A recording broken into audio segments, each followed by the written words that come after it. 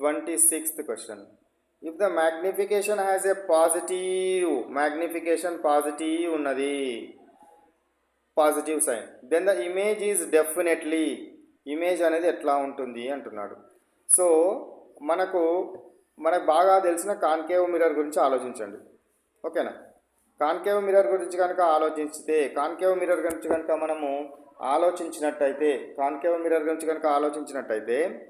This is what F you can take, this is C. మీరు ఆబ్జెక్ట్ని first position infinite దగ్గర పెట్టారు అనుకోండి, ఇమేజ్ ఎక్కడ వస్తుంది? ఫోకస్ దగ్గర వస్తుంది. సెకండ్ పొజిషన్ ఎక్కడ పెట్టినారు? సెంటర్ ఆఫ్ కర్వేచర్కి బయట పెట్టినారు. ఇమేజ్ ఎక్కడ వస్తుంది? సికి ఎఫ్కి మధ్యలో వస్తుంది, ఇన్వర్టెడ్ వస్తుంది. ఇన్వర్టెడ్ ఎప్పుడైతే వస్తుందో నెగటివ్. సి దగ్గర పెట్టారు అనుకోండి థర్డ్ పొజిషన్, మళ్ళీ సి దగ్గరనే వస్తుంది, తలక్రిందులు వస్తుంది, మళ్ళీ నెగటివే. ఓకేనా? నెక్స్ట్ సికి ఎఫ్కి మధ్యలో పెట్టినారు అనుకోండి ఆబ్జెక్ట్ని, ఫోర్త్ పొజిషన్. సికి ఎఫ్కి మధ్యలో వస్తే ఇమేజ్ ఎక్కడ వస్తుంది? సికి బయట వస్తుంది, సికి బయట వస్తుంది, ఇన్వర్టెడ్ వస్తుంది, మళ్ళీ నెగటివే. ఎఫ్ దగ్గర పెట్టినారనుకోండి, ఎఫ్ దగ్గర కనుక ఆబ్జెక్ట్ని పెడితే ఇమేజ్ ఎక్కడ వస్తుంది? ఇన్ఫినిట్ దగ్గర వస్తుంది, ఇన్వర్టెడే వస్తుంది. ఎఫ్కి పీకి మధ్యలో పెట్టినారనుకోండి ఆబ్జెక్ట్ని, ఎఫ్కి పీకి మధ్యలో కనుక పెడితే, ఎఫ్కి పీకి మధ్యలో కనుక ఎఫ్ ఇది పి, ఈ రెండింటి మధ్యలో కనుక పెడితే ఇమేజ్ ఎక్కడ వస్తుంది? Inside the mirror and erected, నిట్ట నిలువుగా వస్తుంది. కాన్కేవ్ మిర్రర్లో నిట్ట నిలువుగా వచ్చే సందర్భం ఇదొక్కటి మాత్రమే. కాబట్టి ఎరెక్టెడ్ రావాలంటే పీకి ఎఫ్కి మధ్యలో పెట్టాలి, కాబట్టి పీకి ఎఫ్కి మధ్యలో ఉంచడం. ఇది నిలువుగా ఉంటేనే ప్లస్ వస్తుంది. ఇదేమో ఆబ్జెక్ట్ ఏమో నిలువుగా, ఇమేజ్ ఏమో తలక్రిందులుగా ఉంటే ఎప్పుడు కూడా నెగిటివ్ వస్తుంది. కాబట్టి పాజిటివ్ రావాలంటే ఈ విధంగానే ఉండాలి, ఎరెక్టెడ్ ఉండాలి. సో ఇది ఎరెక్టెడ్ ఉంది, ఓకే, ఎరెక్టెడ్ అనే ఆన్సర్ ఒకటి వచ్చింది. కానీ ఇది తెర మీద పడతామా? ఎందుకంటే అద్దం లోపల ఫామ్ అవుతుంది. అద్దం ముందట ఫామ్ అయితేనేమో తెర మీద పట్టొస్తుంది. అద్దం లోపల ఫామ్ అవుతుంది కాబట్టి తెర మీద పట్టలేము. కాబట్టి ఏంటిది అన్నట్టు? అది వర్చువల్ ఇమేజ్. తెర మీద పట్టలేము, వర్చువల్ ఇమేజ్ ఎరెక్టెడ్ ఇమేజ్. కాబట్టి ఆన్సర్ ఏది? First option is correct option, virtual and erected. Next come to 27th question. The linear magnification M produced by a rear view mirror fitted in vehicles always. Rear view మిర్రర్లో M అనేది ఎప్పుడు ఎట్లా ఉంటుంది? So rear view mirror అంటే ఏందిరా? మనము వాహనాలలో వెనుక నుండి వచ్చే వాహనాలను గుర్తుపెట్టడం కోసము, వెనుక నుండి వచ్చే వాటిని చూడడం కోసం ఉపయోగించే అద్దాన్ని రేర్ వ్యూ మిర్రర్ అంటారు. ఈ రేర్ వ్యూ మిర్రర్లో బస్సు వస్తుందని వెనకాల బస్సు వస్తుందనుకోండి, ఈ బస్సు ఎంత పెద్దగా ఉందో అంత పెద్దగా అవుపిస్తుంది, అద్దంలో చిన్నగా అవుపిస్తుంది. చిన్నగా అవుపిస్తుంది అంటే ఎం ఎట్లుంటుంది? చిన్నగా ఉంటుంది, తక్కువగా ఉంటుంది, లెస్ దాన్. ఎం ఎప్పుడు ఎట్లా ఉంటుంది? లెస్ దాన్ 1 ఉంటుంది. కాబట్టి కరెక్ట్ ఆన్సర్ ఏంటిది? Less than 1. కరెక్ట్ ఆన్సర్ ఏంటిదిరా? Less than 1. So less than 1 ఎప్పుడు కూడా చిన్న ప్రతిబింబం రావాలి, చిన్నగా ఉండేది వస్తుంది. కాబట్టి మనకు ఆన్సర్ ఏది? లెస్ దాన్ 1గా మనము తీసుకోవాలి. ఓకేనా? నెక్స్ట్ క్వశ్చన్ 28 క్వశ్చన్ చూడండి.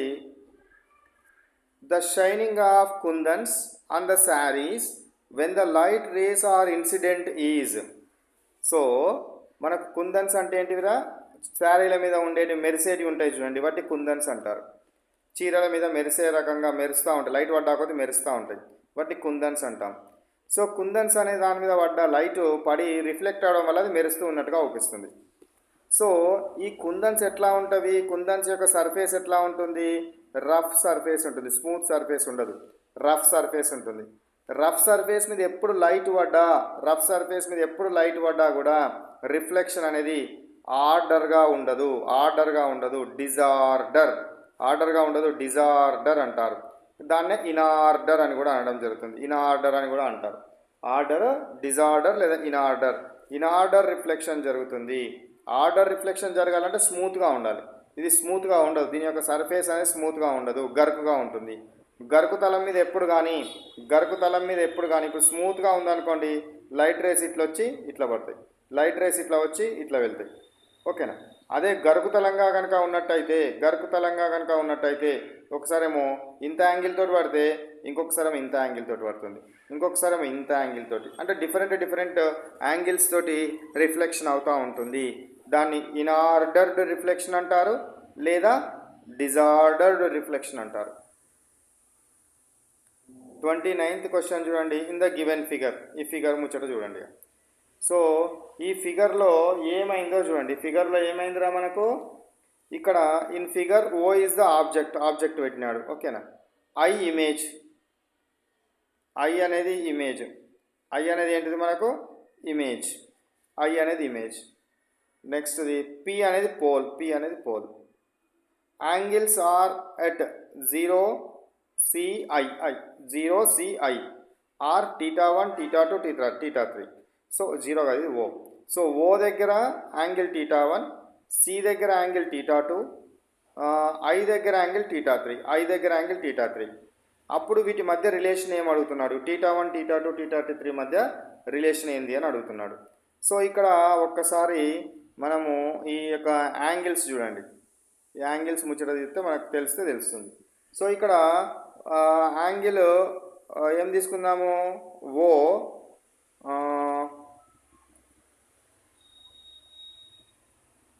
ఓఏసి తీసుకుందాం. ఇది ఏ అనుకోండి, ఈ పాయింట్ ఏ అనుకోండి, ఈ పాయింట్ ఏ అనుకోండి.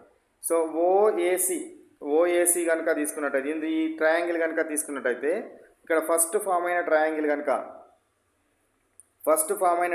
కనుక తీసుకున్నట్టయితే, ఇక్కడ θ2 ఇది అవుట్ సైడ్ యాంగిల్, ఇదేంటిది θ2 అనేది outside angle. So outside angle θ2 is equal to given figure అన్నాడు. సో ఈ ఫిగర్లో మనకు చూడండి ఏం జరిగింది అనేది ఒకసారి అబ్జర్వ్ చేయండి. ఈ ఫిగర్లో సో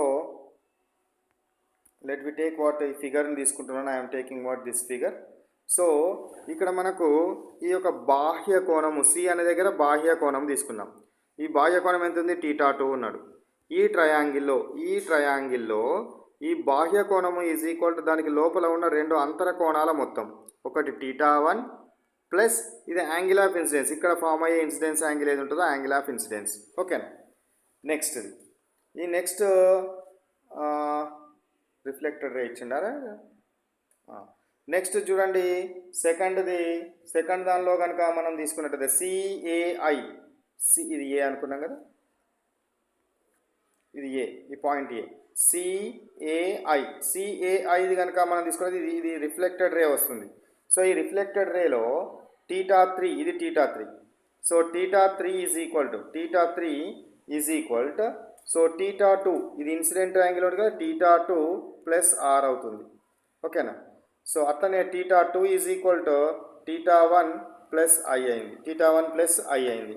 ఇప్పుడు వీటి నుంచి మనకి రిలేషన్స్ θ1 θ2 θ3 మధ్య రిలేషన్స్ రావాలంటే angle of reflection is equal to angle of incidence.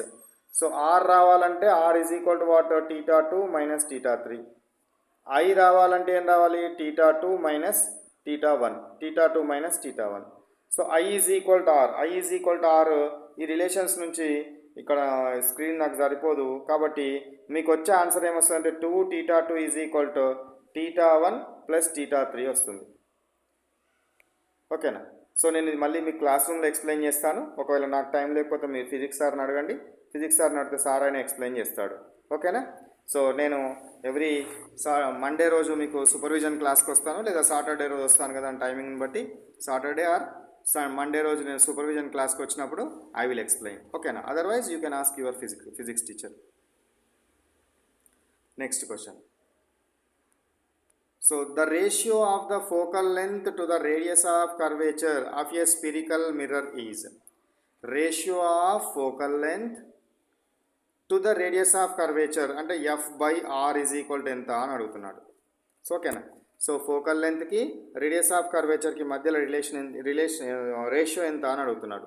మనకు తెలిసిన ముచ్చట ఏంటి, r is equal to 2f. ఇప్పుడు ఆర్ని ఇటు పట్టుకొస్తే ఏమవుతుంది, f/r అవుతుంది. 2ని ఇటు తీసుకోపోతే ఇక్కడ ఏమన్నట్టు 1 ఉన్నట్టు కదా, r ఇటు సైడ్ వచ్చింది కదా 1, 2 ఏమవుతుంది, డివైడెడ్ బై అవుతుంది. సో f/r ఈజ్ ఈక్వల్ 1/2 వచ్చింది. 1/2 అంటే ఎంతరా, 0.5. కాబట్టి ఆన్సర్ ఏది, 0.5 ఈజ్ ద ఆన్సర్.